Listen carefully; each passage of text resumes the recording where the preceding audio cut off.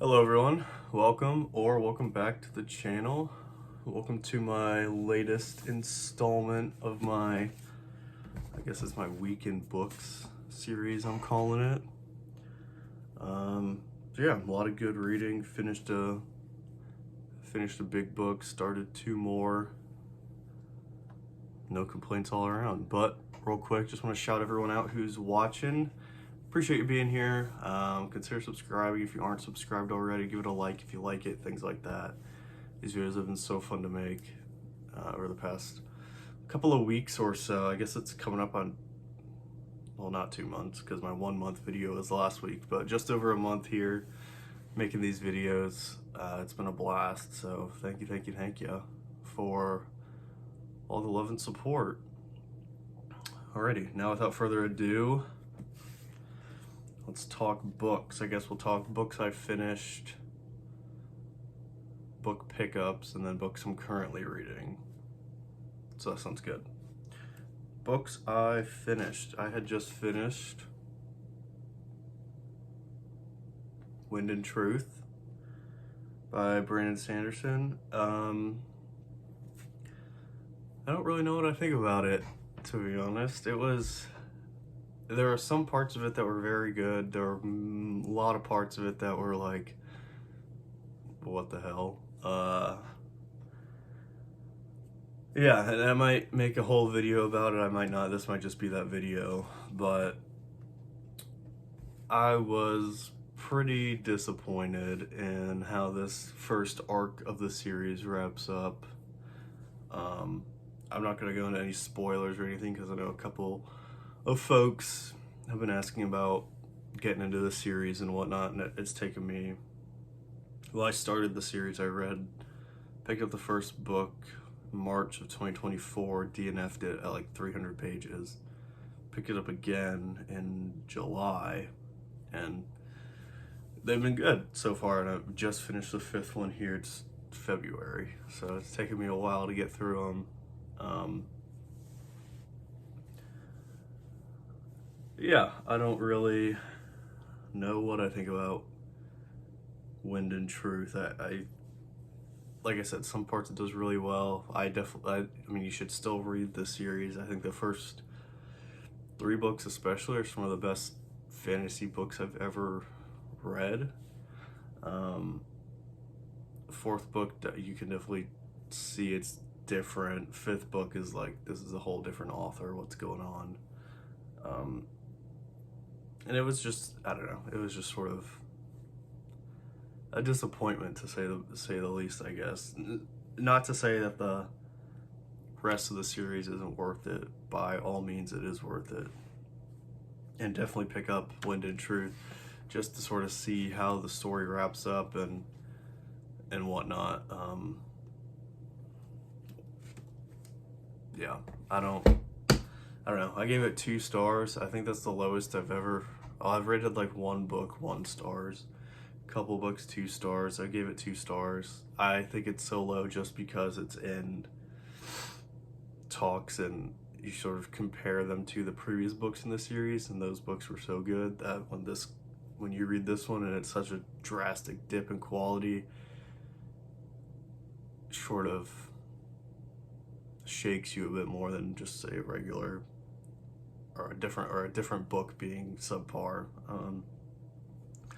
Yeah, it was just, I mean, I guess I could highlight some of the like spoiler-free things I didn't really like. It was sort of needlessly long. There's a lot of modernisms that weren't present in the previous 4 books. It was written and spoken in like 2024 language. Like the characters it's originally set in the 1100s, and the characters are talking like we talk today. When in the previous 4 installments, they do nothing of the sort.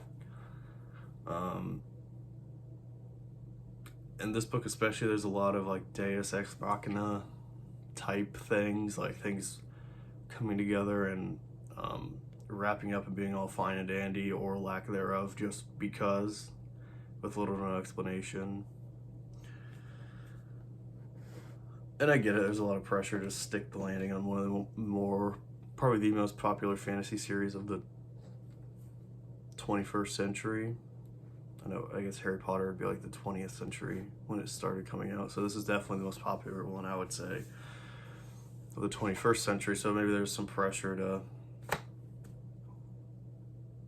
stick the landing, but he missed. To me, he missed. I don't know. I enjoyed like hearing the story and being back in the world and interacting with the characters again, but I don't know. I just really didn't care what the characters were doing just because it was written by a different author, and I couldn't wrap my head around that. It wasn't written by a different author, but it read like it was written by a different author, which is a shame, because I thoroughly enjoyed the first 4 books in the series. And I enjoyed parts of this one too. I would say probably 30% of that book is very, very good. Probably some of the best in the series. There's probably 20% of it that's like terrible, like just like bad writing. I'm not talking about like any like the controversial stuff, like the homosexual relationship and whatnot. I think I talked about that in the last video. Like, I don't really care about like what the orientation of the characters are in the book. Like, that's not really where I'm coming from. I just like some of like just the meandering along the like all the different characters' paths, and it would switch point of views sometimes up to 6 or 7 times per chapter, and it was just long and at times arduous to get through. Most of the time this was read from an audiobook for me, so I just had to get through it, which is a shame, but whatever.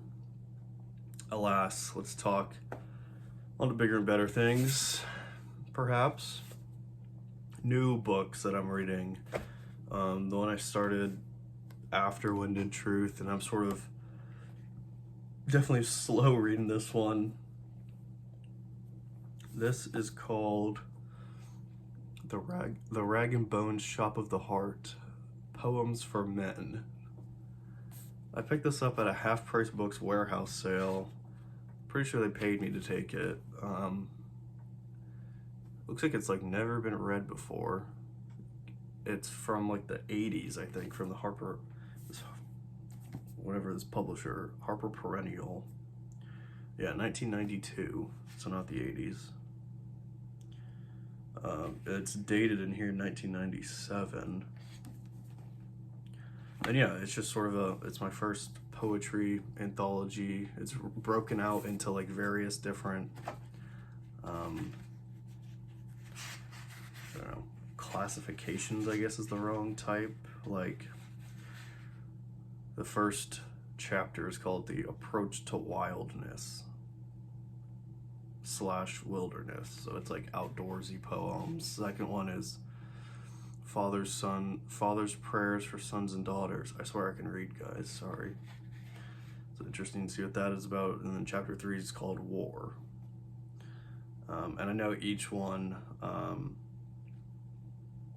it's like the title poem, so each chapter is titled off of one of the poems within that section, I believe. So one of them is called Earthly Love, The Cultivated Heart, Zaniness. So yeah, just something to slowly piece through. I'm only 20 pages in. I think I'm just gonna read like 5 pages a night before bed and slowly piece my way through. I may start tabbing some of the ones that I have enjoyed. So I found one that was pretty cool. I may revisit later. Yeah, I've never seen this book talked about anywhere. The Rag and Bone Shop of the Heart. It's like a poetry anthology. It's massive. So I'll chip through that. It'll probably take me a year to read it. Whatever. The next novel I'm reading, well, I still have Oppenheimer over, well, I guess it's American Prometheus. I still have that over here. I haven't read much since the last week of it. Well, much being any. And I'm thinking that's sort of my audiobook for the week that I'll piece through, and then I have a book here that I'm reading. Well, I guess I'm almost done with it. It's a short one. I picked up, well, I've had it, but I picked up to start reading The Catcher in the Rye by J.D. Salinger, and much like Lord of the Flies, I had no idea what this was about. Here's Lord of the Flies. I was planning on making a video regarding Lord of the Flies and a couple other books, so stay tuned for that. But yeah, The Catcher in the Rye, I got it in this like back pocket sized edition, like they all come in, that high school students read. And yeah, decently through it, over 50%, and I started it yesterday. It's pretty good. I don't know when it came out. This doesn't have any of the, like in the first, maybe it does. Maybe I can see if I find a publishing date.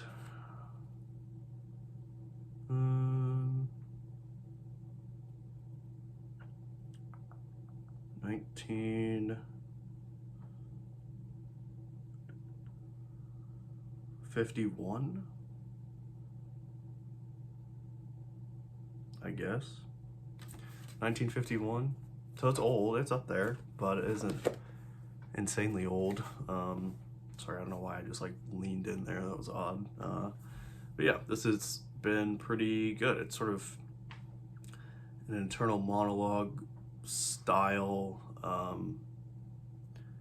what's it called? Stream of consciousness-esque novel. You're following around a 16-year-old boy who's narrating himself as a 17-year-old now. He's so much wiser now. Look at him go. But yeah, I think it has some, and I say this all the time, like why I like to read classic books, and I think it's because seeing the connections, not the connections, but like the things that people write about say nearly 80 years ago, 75 years ago, and how it resonates with me in my life. Not because, I mean, this is sort of a poor example because, one, the book isn't that old, and two, it's about a teenage boy, so of course I'm going to resonate with it in some regard. But just classics in general, I like, sometimes they talk about topics that are still prevalent in today's society, or they talk about feelings that I have felt but didn't know how to express, or things like that, and that's really prevalent in this book, especially, as have previously been a 16-year-old boy and then consequently a 17-year-old boy. I can definitely feel for the main character in this book. I forgot his name. I literally was like making sure I didn't forget it. Holden. I didn't even read it. It came to me. Holden Caulfield. And yeah, and he sort of like chases around these women, not like chases them, but like as an awkward 16-year-old boy does, it goes on like awkward dates with them and runs amok and tries to get booze underage, and they say no, and he just drinks a Coke instead, and all this sort of stuff. And he's just sort of running amok through New York City. Pretty interesting this far. Yeah, I'll probably finish it today. It's Super Bowl Sunday, the day I'm recording this. Go Eagles. Yeah, this is just a good little intermediary book. I don't know what I'll read next. I got a whole, we'll talk book haul. We'll probably not do the book haul in this video. I've been rambling and yapping for a while, but yeah, I guess I'll give a sneak peek on the books, or maybe we'll save the book haul. I have got 9 books this week. Kill me, I know. Picked up 9 books this week. Well, I didn't buy them this week. I bought them a couple weeks ago, and they just came in the mail. And they're staring at me, and I didn't pick up any of the new ones to read, so there you go. Whatever. Yeah, we'll do a book haul in a different video. So like I said, I got 9 books to go through, so that's its own video in its own right. We're already at nearly 15 minutes here. Put a cork in it, Sam. People got shit to do. But yeah, I appreciate you watching up until this point. Let me know if you've read Wind and Truth, what you think about it. Definitely don't let it discourage you from reading the rest of the series and the Wind and Truth in general. It's a great series. I will be thinking about the characters for many, many months to come. So don't let it discourage you from picking up the first book, at least, and just seeing it for yourself, what you like about it, because I love the series. Yeah, let me know if you've read Catcher in the Rye. I'm sure a lot of you have at school, whatnot. And yeah, Hope everyone has a great week of reading ahead of them. Appreciate you sticking around up until this point. Consider subscribing if you aren't subscribed already. Give it a like if you liked it, things of that nature. And we'll catch you in the next one. Thanks for hanging out, guys.